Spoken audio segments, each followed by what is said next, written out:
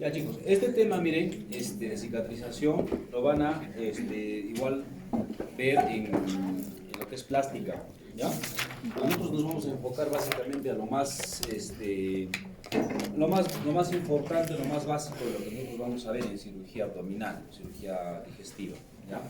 Porque al hablar del tema de cicatrización, pues obviamente estamos muy en contacto con nosotros con lo que son las suturas, lo que son las heridas, el tipo de incisiones que podemos hacer, el tipo de material que vamos a usar también. Entonces, ahí es importante ver qué tipo de material vas a usar para ver cómo va a ir la cicatrización. Pero no solamente va a ser, depende de todo lo que tú estés haciendo. O sea, puedes usar la mejor sutura posible, la mejor técnica de sutura posible, el mejor hilo posible, el más caro si quieres. Pero de repente el mismo cuerpo del paciente ya no reacciona igual a una sutura o a un cuerpo extraño por, digamos, un material diferente que otro paciente. Hay pacientes que tienen mucho más tendencia a hacer hipercicatrización, cicatrización demorada, ¿no? Cicatriz hipertrófica, que te puede hacer queloide, ¿no? Entonces eso ya va a depender mucho del tipo de reacción que tiene cada cuerpo, cada paciente, ¿no? Entonces eso también va a ser variado, explicarle al paciente. Entonces normalmente como nosotros operamos cirugías laparoscópicas, pues las cicatrices no se ven, ¿no? Son incisiones muy chiquititas, que no tienen más problema. Pero hay pacientes que sí tienen que hacer cirugía grande, cirugía abierta, muchos cortes, drenajes, y ahí vas a ver cómo va a reaccionar el paciente, ¿no? A la evolución misma de una herida. Entonces es lo que tenemos que nosotros saber. Básicamente sabemos que la herida es una pérdida o solución de continuidad de piel o mucosa por algún agente físico, ¿no? Entonces, tener una herida va a ser diferente, por ejemplo, tener una herida en cabeza, tener una herida en cara, tener una herida en mano, en pie, en abdomen, en tórax, en espalda, en región inguinal. Entonces, la piel, la consistencia es diferente, no todas las pieles son iguales, no tienes el mismo grosor de la piel en todas las partes del cuerpo, ¿no? Entonces, hay algunas suturas que tú vas a hacer, digamos, indicado en alguna parte. O sea, no vas a poder usar todo tipo de material de sutura en cara, no vas a usar el mismo material de sutura al hacer una sutura inguinal o al hacer, digamos, una sutura en cuello o hacer en pie, ¿no? Entonces eso también va a variar. Y la cicatrización es el conjunto de procesos biológicos que utiliza el organismo para recuperar su integridad y arquitectura. O sea, todo lo que va a pasar, ¿no es cierto?, para que esa lesión que estás teniendo, esa continuidad, falta de, digamos, de tejido que hay, trate de volver a su normalidad. Te dice que para que pase una estructura, o sea, para que recupere su estructura normal una herida, deben pasar más o menos unos 100 días.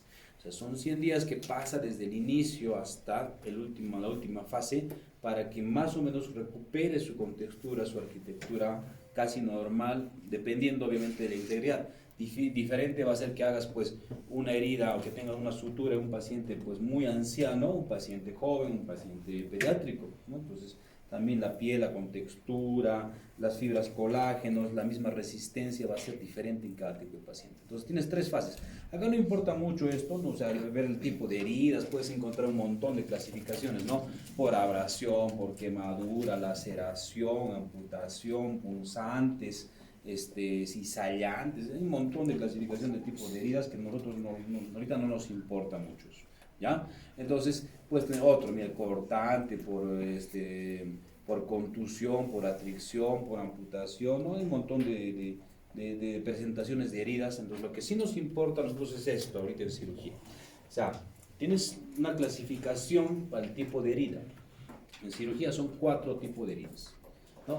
Una herida limpia contaminada, una herida contaminada y una herida sucia.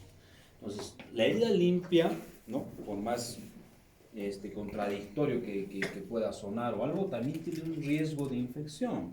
O sea, es el 1%, ¿no? Incluso menos del 1%, pero puede pasar, ¿no?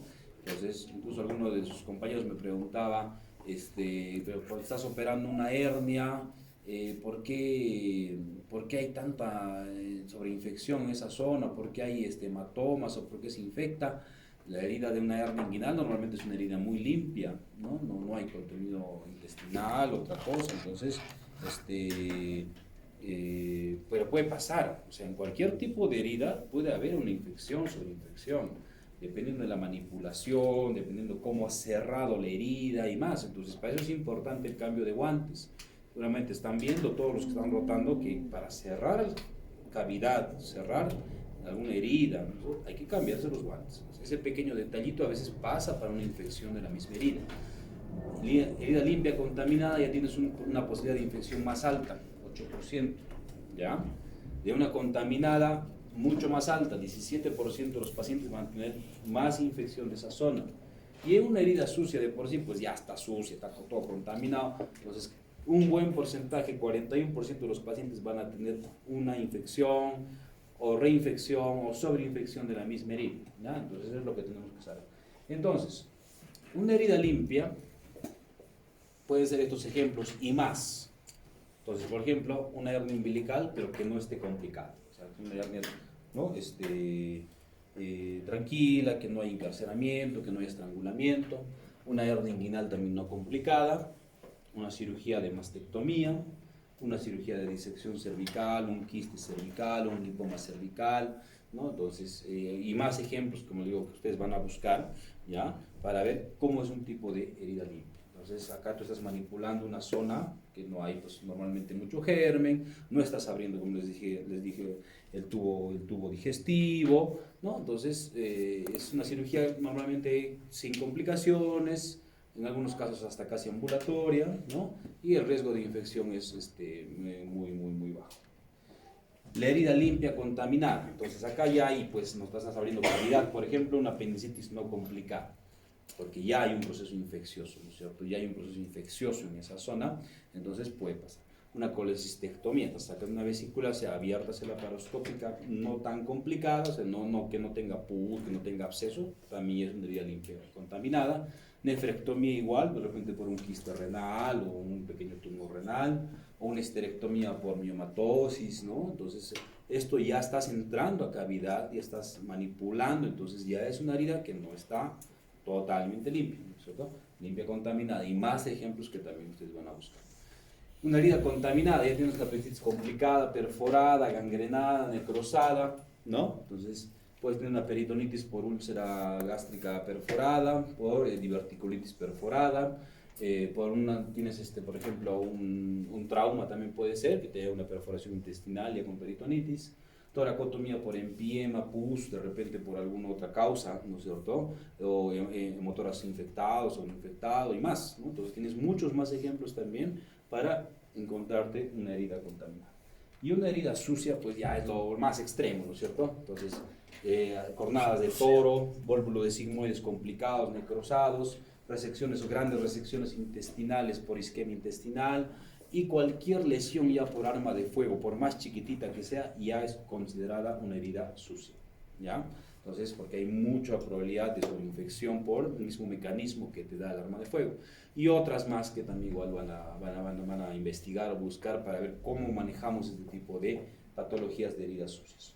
Entonces, una herida, por ejemplo, con más de 6 horas de evolución hasta 24, si es en cara, no debería cerrarse, es lo que te dicen, ¿no? Entonces, en ese tiempo, ¿no? Te dicen que tienes hasta 6 horas para poder ya hacer un buen lavado prolijo y después afrontar la herida. Si pasa ese tiempo, o solamente haces puntos de afronte, no un cierre hermético para evitar la sobreinfección, ¿ya? Entonces, ¿qué más? Todas las heridas sucias, las que estamos hablando, ¿no? Mordedura de animales, por ejemplo, cornada de animales, ¿no? Vólvulos y demás. Estas heridas normalmente antes se dejaban abiertas y dejabas para que cierre por segunda intención, luego o un cierre diferido más o menos entre el tercer a séptimo día. Entonces, por ejemplo, teníamos una peritonitis generalizada, ¿no? Por apendicitis complicada, yo me acuerdo en la residencia. Entonces, todos los apéndices que hacíamos abierto era por peritonitis, tenían un corte grande y la herida lo dejábamos abierto, justamente por eso, ¿no? Por lo que te decían ustedes. Tenías que lavar la herida, vamos 3, 4, 5 días y de ahí recién le ponías unos puntos. O sea, nunca lo cerrábamos en ese momento que estábamos terminando la cirugía, ¿no? Esa era la norma. Ahora ya no, ha cambiado mucho, ¿no? Ahora ya normalmente haces un buen cambio de guantes, un buen lavado de herida, ¿no es cierto? Terminas tu cirugía, lavas bien la herida con agua y sodine si quieres, secas bien y puedes poner unos puntos, si no tan pegados, ¿no? Unos puntitos un poquito más separados de lo normal. O sea, el espacio entre herida y herida normalmente es 1,5 centímetros. ¿no? Cuando tienes una herida muy sucia, entonces lo que puedes hacer de repente dejar 2 centímetros por ahí entre herida y herida para que un poquito pueda salir la secreción, ¿no? O dejarle un dren, dejas un drencito por el último punto y por ahí va a empezar a salir si es que hubiese una colección, ¿no? Eso es otra opción, ¿no? Pero eso también hay que ver si es que va a servir o no va a servir. ¿Qué más? Decidir la técnica para el cierre, obviamente qué tipo de sutura vas a usar, qué tipo de técnica puedes usar, qué tipo de punto, evitar la tensión tisular, no ponerle mucha fuerza, suturar siempre por planos, o sea, no dejar un plano vacío para que no te deje espacios para una colección, ¿ya? Elegir el material adecuado, o sea, ver, no vas a, como les decía, por ejemplo, en piel usar pues prolene o usar Vicryl o usar digamos, PDS con puntos seguidos, no, hay que tener mucho cuidado, ¿no? El uso de antibióticos dependiendo del tipo de cirugía que vas a hacer y la profilaxis antitetánica. Entonces acá también hay un ítem especial que dice cuándo tú vas a usar vacuna antitetánica, cuándo vas a usar inmunoglobulina antitetánica, son diferentes, o sea, algunos tienen un uso especial, algunos le colocas la dosis y todo lo demás, eso también van a ustedes buscar. Entonces, la regeneración, ¿qué cosa? Es una restauración perfecta sin formación de cicatriz, o sea, ya no hay huella, está quedando de manera anatómicamente intacta. Y la reparación es el intento de los tejidos para restablecer la capacidad funcional de estructuras nuevas. O sea, tú estás ayudándole al cuerpo con suturas, con grapas, si quieres con un pegamento especial, con telas, con adherentes, para que pueda llegar a su contextura de manera normal. Entonces, las 3 fases que les comentaba, la primera fase es cicatrización por primera intención. Entonces acá tienes que tener una herida que está limpia, está sana, no hay mucho edema, no hay inflamación, no hay infección y un tiempo es corto. O sea, tú abres normalmente una herida que está buena, entonces ves sangra, tiene buena irrigación, sigues abriendo, no está saliendo líquido, o sea, no hay ese edema que te produce a veces los pacientes que están desnutridos o tienen mucho tiempo de infección, ¿cierto? Y tienes un tiempo corto que ha pasado el evento, ¿no? Entonces acá tú tienes esa chance para hacer, lavas bien, ¿no es cierto? Y afrontas en primera intención. Si quieres en un plano, en 2 planos, como tú quieras, puedes cerrar tejido celular subcutáneo si quieres, ¿no? Con puntitos de afronte, con Vicryl, con Catgut, y después ya la piel de manera completa, ¿ya? La segunda intención ya varía un poquito. Acá la cicatrización es más lenta, se forma granulación causada por una infección, un trauma excesivo o pérdida de aproximación imprecisa del tejido. Entonces acá tienes una pérdida de solución un poco más grande, ¿no? Entonces no te va a llegar en ese momento intentar poner un punto, de repente se te va a umbilicar o va a estar muy deprimida la herida, muy metida, entonces de repente hasta estéticamente también no te va a quedar bien, ¿no? Entonces en esos casos, cuando ya hay mucha sobreinfección, lavas bien la herida, limpias la herida, ¿no es cierto? Desbridas si quieres los bordes que están, digamos, desvitalizados, necrosados, y lo dejas ahí.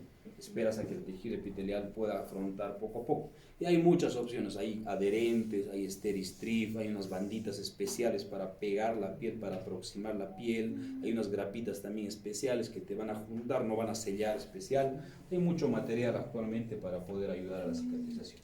Y la tercera intención ya es desbridamiento de los tejidos no viables, o sea, ya le has dejado un tiempo a este paciente, más o menos entre una semana en promedio, ¿no? Que pasa la lesión, entonces limpias todos los bordes, cortas los bordes, ves que tiene buena vascularización y ahí le pones unos puntos de afronte para que la piel se junte y no tengas ese espacio vacío que te está quedando en la segunda intención, ¿ya? Entonces acá, por ejemplo, tenemos una herida, entonces un pie de un paciente que tú puedes encontrar varias cosas, varias fases, ¿no es cierto?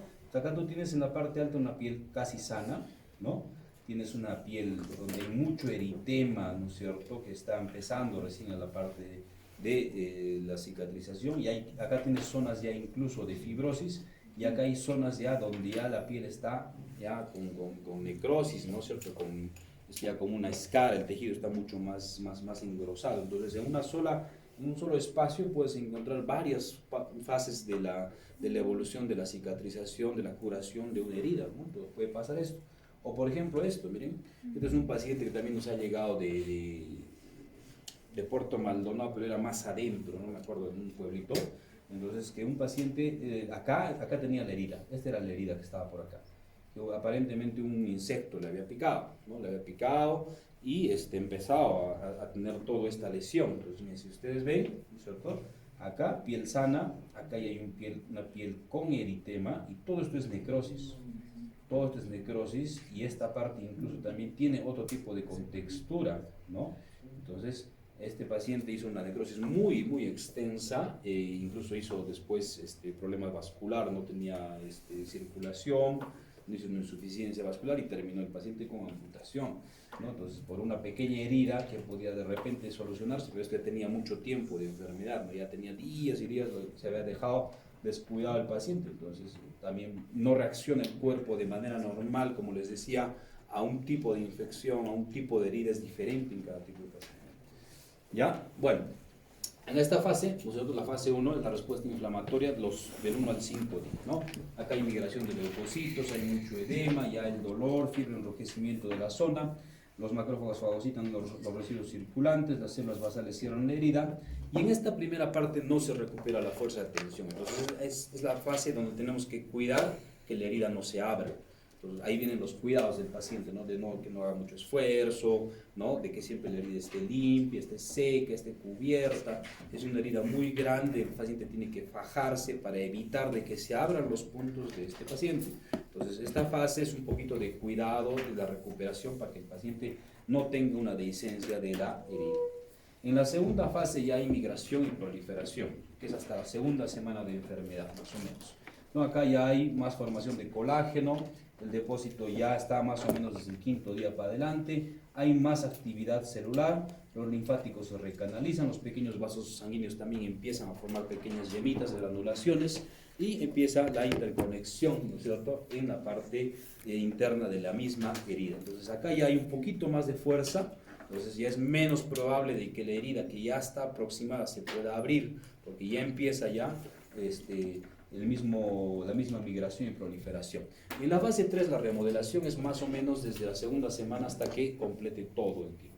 Entonces acá el contenido de colágeno ya es más constante, la fuerza es mucho más intensa en la formación de fibras colágenas, ¿ya? Hay más colágeno, disminuyen los vasos sanguíneos, pero como les comentaba hace un rato, más o menos una herida va a demorar en promedio, dependiendo del tipo de sutura también que vas a hacer.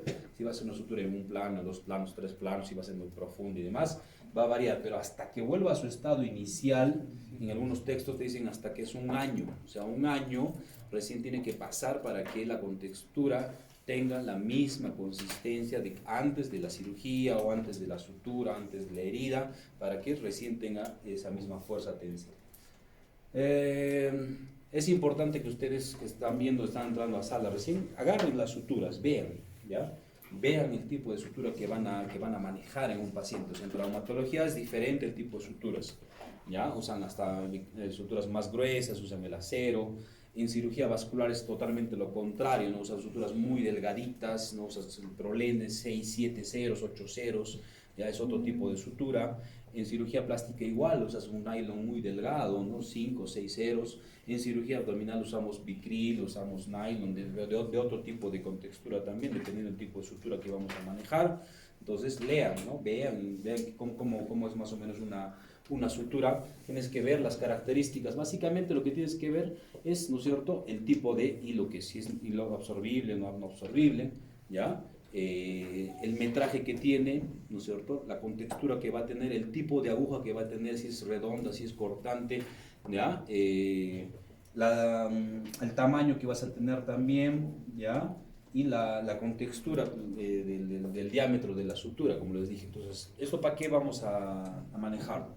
Si tú vas a tener una herida, digamos, vas a hacer una aproximación de tejido celular subcutáneo o aponeurosis, entonces vas a cerrar con un hilo de acuerdo a lo que estás manejando este tipo de herida.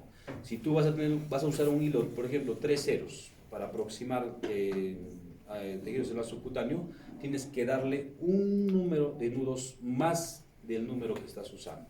O sea, si vas a usar un hilo 3 ceros, tienes que usar mínimamente unos 4 nudos.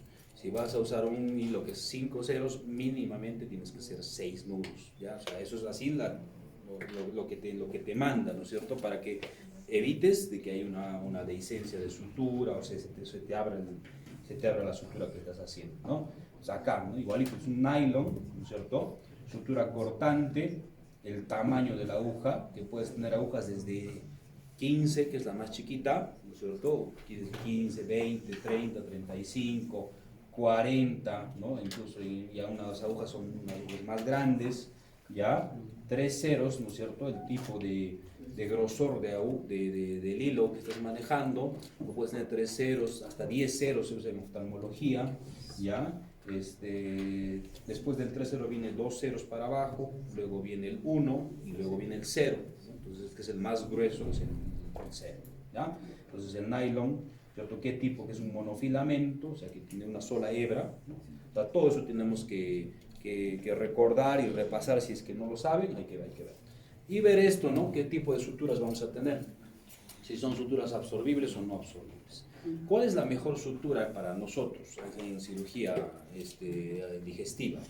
¿No? Es usar una sutura monofilamento y absorbible. Esa es la mejor sutura para nosotros, la que tiene actualmente mejores resultados para fuerza tensil, para evitar dehiscencias, que haya buena cicatrización, menos posibilidad de infección. Entonces, esa es la sutura ideal que nosotros usamos. Lo que pasa es que esa sutura es más cara, o sea, son suturas que son más caras que otras también. Las que te da, por ejemplo, el MINSA, el Estado peruano, son suturas que, bueno, se usan, pero no son tan buenas en algunos casos. En algunos casos se rompe el hilo, se trenza el hilo, ¿no? Se te anuda muy fácilmente cuando no tienes que anudar, entonces no es una sutura a veces que está muy de acuerdo con todos, pero bueno, ni modo, o sea, tienes que acomodarte a lo que hay.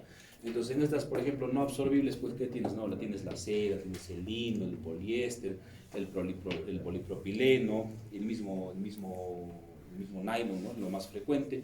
En las suturas absorbibles tienes el poliglactil, el monopril, el PDS, que es la polidoxanona, tienes el catgut, ¿no? Entonces, dependiendo del tipo también de lo que tú vas a manejar, el tipo de suturas, va a ser el tipo de cirugía que tú vas a manejar, ¿no? Igualito, acá material de sutura monofilamento, o sea, que tienes una sola hebra, ¿no? Como el polipropileno, el catgut simple o el acero. O los de multifilamento, ¿no? Tienes muchas fibras en un solo hilo, ¿no? Esos son los multifilamentos o polifilamentos, como el ácido poliglicólico, el poliéster, algunos tipos de seda y demás, ¿no? Entonces, como les decía, la mejor sutura para nosotros es la monofilamento, ¿ya? Pero que sea absorbible, ¿ya? ¿Y qué más? Ya creo que estamos ahí terminando. Bueno, y esto usamos en las heridas, o esto usábamos bastante. Ese medicamento, el clorelaz, era muy bueno, ¿ya? Era una cremita, ¿ya? Que tiene fibrinolicina, ¿no? Que usábamos en todas las heridas abiertas. O sea, tenías una herida que está parcialmente abierta, le colocabas unas 3-4 veces al día por unas 2 semanas y la herida cicatrizaba muy bien. Ahora, otra forma, usar el Biafine, es otro tipo de crema que tiene trolamina, ¿no? También para manejar heridas. O cuando manejamos heridas abiertas también, ¿no? También sirve esto, la miel. La miel, la chancaca, también sirve. O sea, cuando tienes una herida de mucho tiempo de enfermedad que está muy abierta, mucho tiempo, que no ha cicatrizado y demás, haces lavados constantes con la herida, le colocas miel, chancaca, un poquito de azúcar rubia en las heridas y empieza a cicatrizar, ¿no? Ahora también usamos, ya cuando tienes una herida, ya retirado los puntos y más para ver, ¿no? Puedes usar corticoides, puedes usar contractubex, puedes usar un montón de insumos para ayudar a la cicatrización de las heridas, ¿no? Entonces, hay mucha forma de manejar heridas en este tipo de pacientes para buenos resultados, ¿ya? Y creo que eso es todo. ¿Alguna duda, chicos? ¿Alguna duda? ¿Nadie? ¿Por qué? No, la chica. No te escuché.